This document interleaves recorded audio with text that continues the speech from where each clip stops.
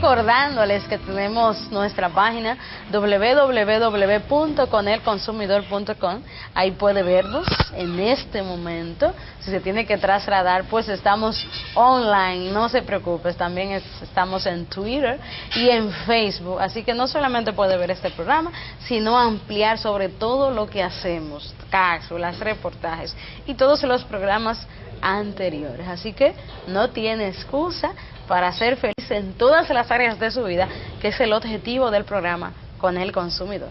Y como le prometimos, con nosotros está el doctor Héctor Rodríguez. Doctor, bienvenido. Muchas gracias, felicidades en estas Navidades. Felicidades para usted y gracias por estar con nosotros y tomar la decisión de tratar este tema tan importante, tan determinante, que puede verse durante todo el año, pero que en estos días se agudiza, y es el vicio del alcohol, cómo entran nuestros niños a temprana edad.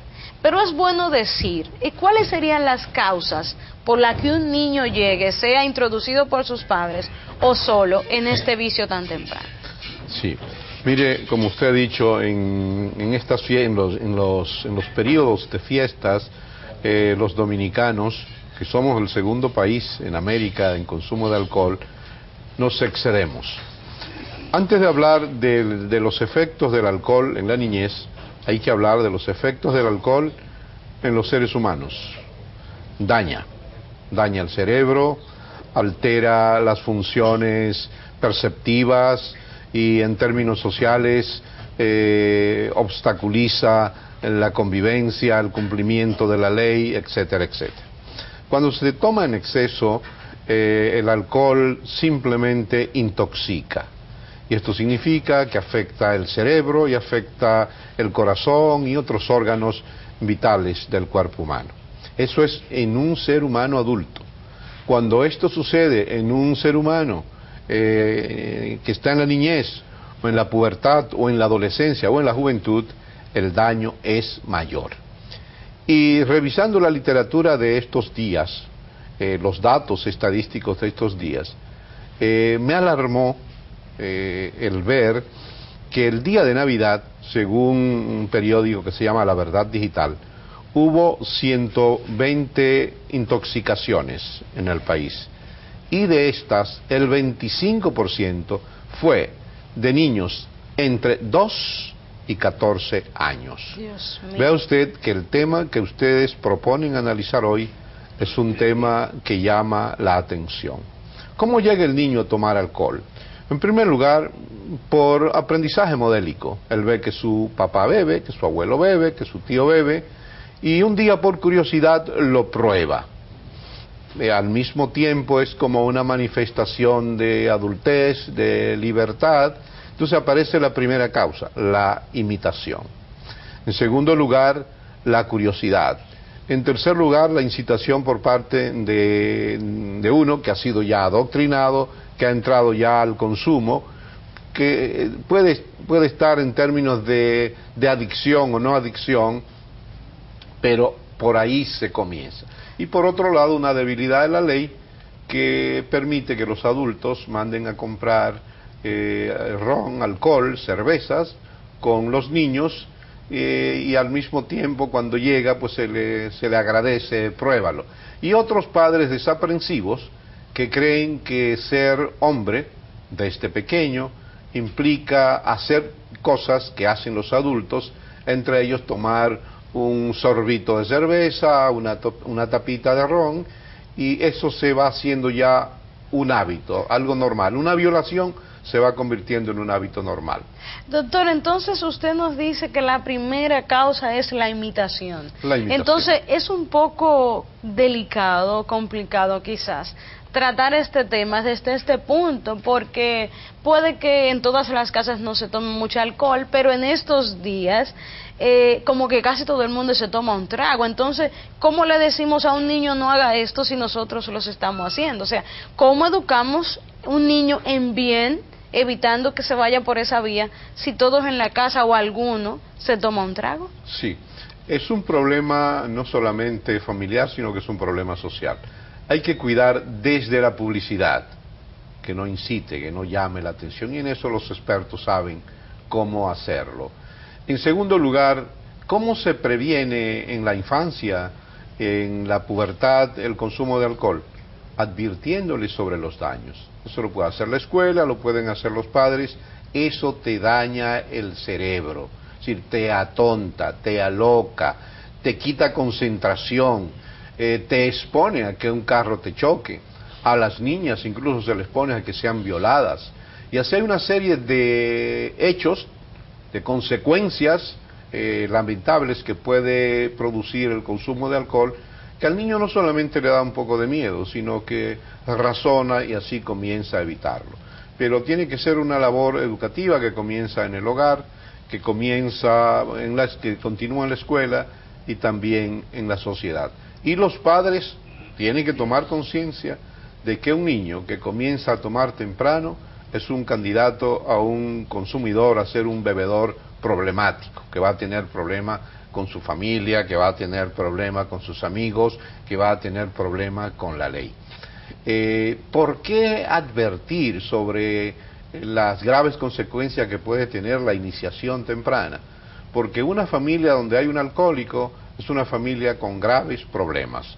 Se puede llegar a la violencia, es una familia candidata a ser víctima de la violencia intrafamiliar, el entrar en conflicto con la ley, el perder el control personal, corporal, y esto puede tener consecuencias de accidentes y al mismo tiempo de rechazo por parte de los demás.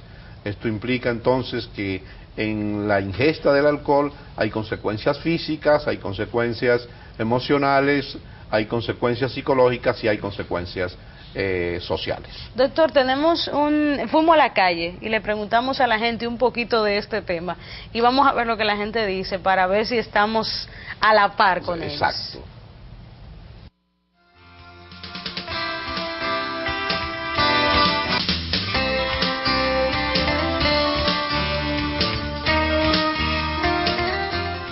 La falta de educación y de disciplina en el hogar.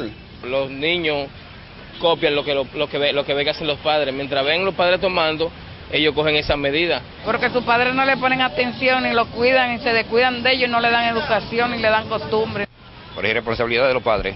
Si tú como padre no le enseñas a ellos a caminar por derecho, por donde tienen que caminar, darle educación, ellos lo hacen, tal vez muchas veces siguiendo a los padres que sabes son alcohólicos. La falta de educación familiar. Los niños entran al vicio del alcohol porque la mamá cuando están embarazadas consumen alcohol. Porque los padres no están pendientes de lo que hacen sus hijos, por eso. La mayoría de las veces los padres que no son responsables y a veces hasta mandan a comprar alcohol con ellos. Entonces se ponen a beber delante de ellos, lo estimulan, a veces hasta se los brindan.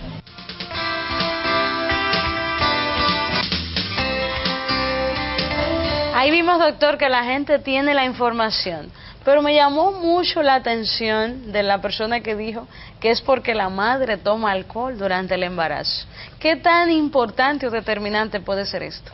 Bueno, la literatura médica dice que puede haber un daño al feto, pero no necesariamente tiene que haber, digamos, una herencia porque la madre tome. Es decir, el daño sí puede ser una madre alcohólica o una madre consumidora media de alcohol, puede dañar el cerebro, el cuerpo, los aparatos, los sistemas del niño. Pero ya eso es suficiente, ese daño es suficiente. No, ya no necesitamos... no hace falta que herede el consumo. Exacto, ya que está siendo dañado. Pero vemos niños, doctor, que de repente no conocieron a sus padres o a sus ancestros y la gente lo ve tomando un poco de vino, veo que se calienta, se pone contento y la gente dice, eso es heredado, porque su abuelo tomaba mucho alcohol o era de tal o cual forma. ¿La herencia es determinante? En las teorías modernas son débiles, es un tema que está en estudio, pero no se descarta. A nosotros los psicólogos nos anima más el estudio de los trastornos que produce el uso del alcohol. Por ejemplo, un jovencito que esté consumiendo alcohol semanalmente, no hace falta que sea diariamente. Hay una teoría que dice que el consumo semanal es más dañino que el consumo continuo.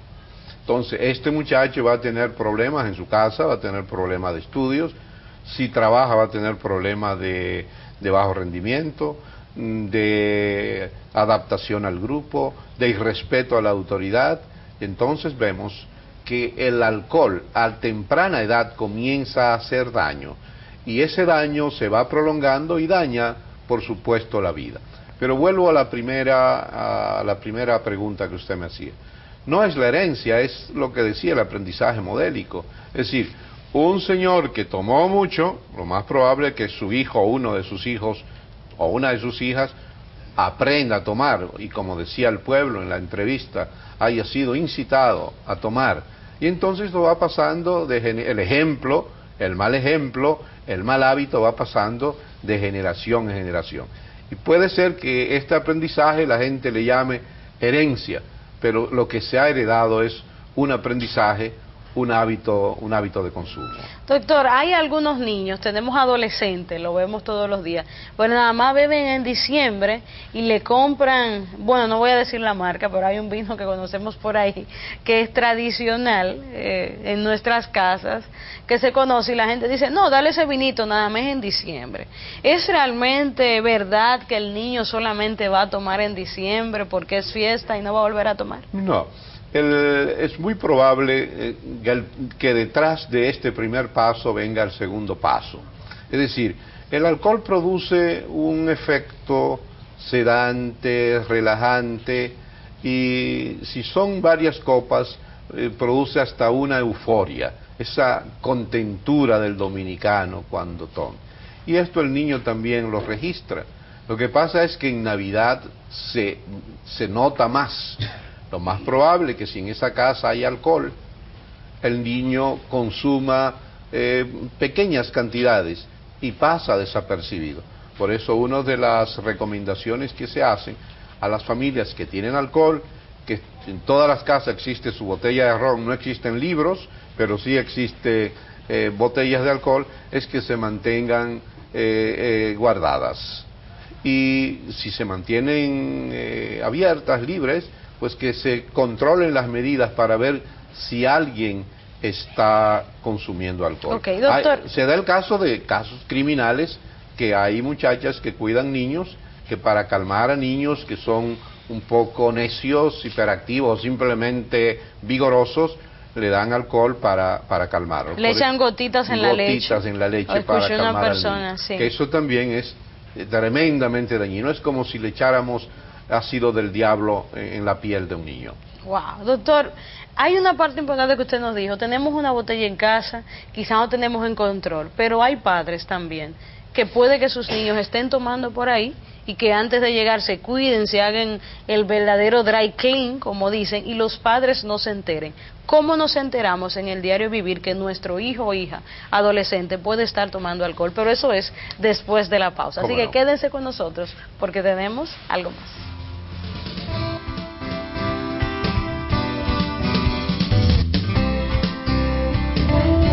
Dejamos una tarea para el doctor, y es cómo saber que nuestros hijos adolescentes están consumiendo alcohol y nosotros estamos tranquilitos en casa. ¿Cómo lo detectamos? ¿Qué hacer, doctor? Sí.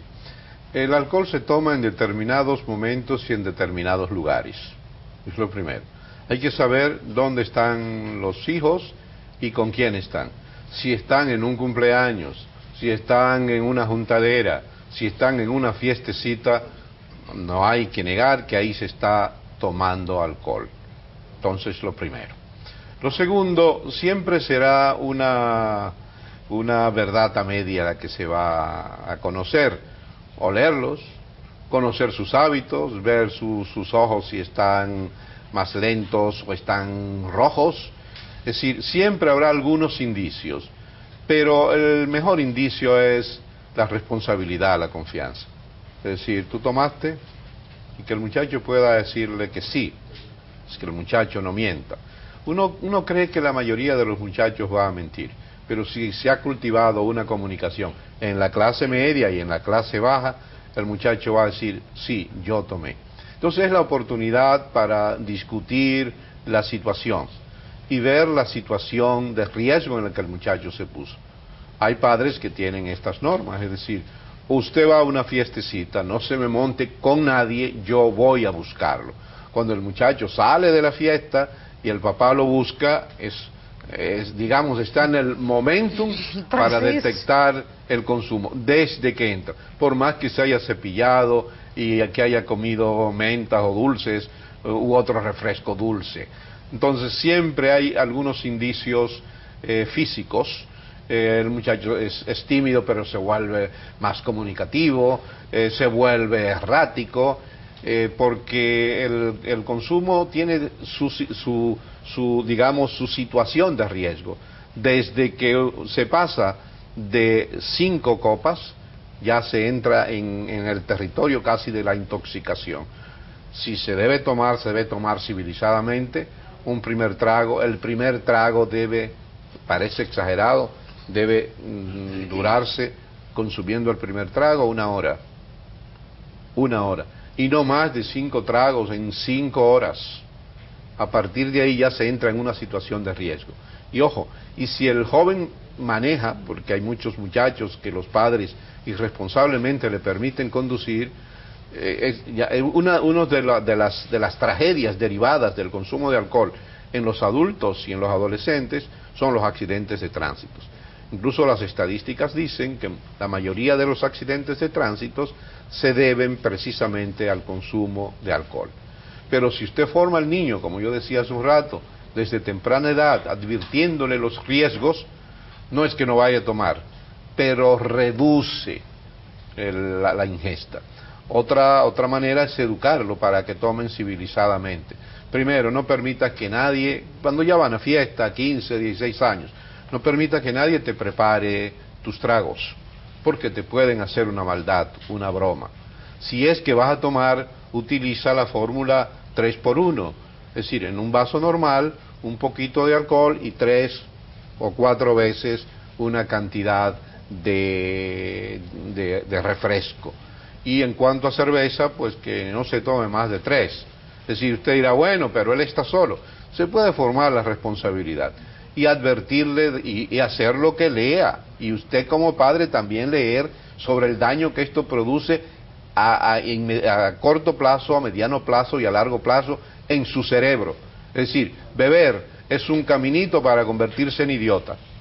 Beber es un caminito para convertirse en irresponsable. Y si usted tiene alguna condición como la diabetes o la hipertensión, usted sabe que es un caminito también hacia la muerte. Y hay lo que se llama la patología dual, que si además de tomar alcohol hay un padecimiento, hay un problema psicológico, como la depresión, la baja autoestima, entonces el consumo de alcohol hace un efecto doble, por eso se llama el efecto dual, la patología dual.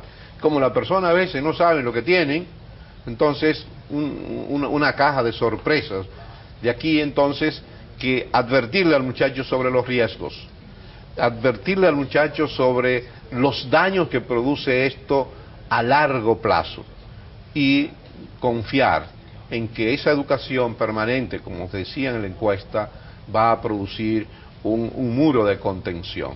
Y lo otro es cuando se observe que el muchacho está consumiendo, advertirle, analizarlo. Y cuando se vea que un padre o una madre está induciendo a un niño de 2, 3, 4 años, lo menos que hay que hacer es denunciarlo, porque eso se convierte en una irresponsabilidad y en un acto criminal. Y todo el que sea protagonista en ese hecho que usted acaba de mencionar es responsable si no toma las medidas pertinentes. Doctor, muchísimas gracias por estar con nosotros. Ya ustedes saben, señores, la clave es decirle cuál es la consecuencia de tomar alcohol, y de seguro que su niño se va a retirar, así como se ha retirado de las cosas que le vamos enseñando. Doctor, gracias por estar con nosotros, y ustedes, gracias también por estar con nosotros, pero después de la pausa está con nosotros el doctor Mañón. Con él también vamos a hablar de este tema.